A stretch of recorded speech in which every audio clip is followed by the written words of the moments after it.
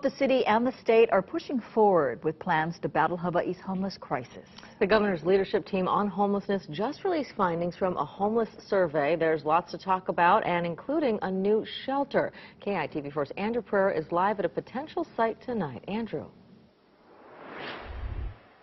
Yeah, Yunji and Paula, this maintenance shed behind me here at Kaka'ako Waterfront Park is owned by the Hawaii Community Development Authority and is a possible shelter site for homeless families. But first, we begin with that survey.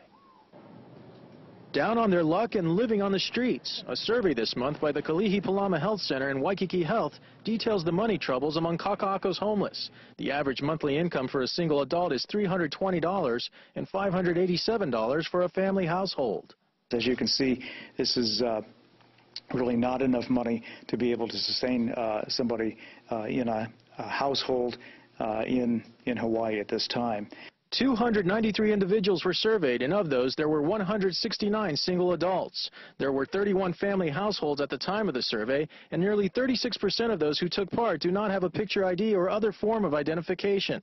Meanwhile, 78% report they are willing to go into a shelter, and 40% appear eligible for Housing First or other interventions. The new information is being used to help guide the city and state on a course of action. And hopefully we can do a better job of aligning what the vacancies are in all the providers with the people out on the street. Although the ultimate solution is more affordable housing, the glaring need is shelter space, especially for families. Right now, it takes 1 to 2 months for a family to be accepted at the Next Step shelter in Kaka'ako. So the process is a family would apply, turn in all their necessary documents. Once that's all completed and turned in, that family's responsibility is to show up or to call to check if there's a family space. This maintenance shed, owned by the Hawaii Community Development Authority on the backside of the John A. Burns School of Medicine, is one of the sites that the governor's team is looking at, which would provide much-needed shelter for homeless families. You know, we've gone and we've contacted all of the providers, and essentially all of the family spaces are taken up.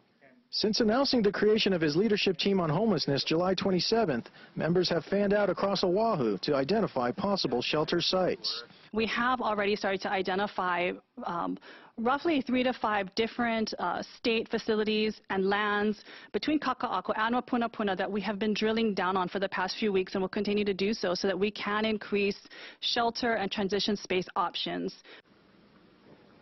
Now, that survey also shows that about 1/3 of the folks living on Kaka'ako sidewalks right now are KOFA migrants, and that came as a surprise to members of the governor's leadership team who figured that number would be much higher. However, that survey showed that a majority of the folks living in Kaka'ako are either Native Hawaiian or Polynesian.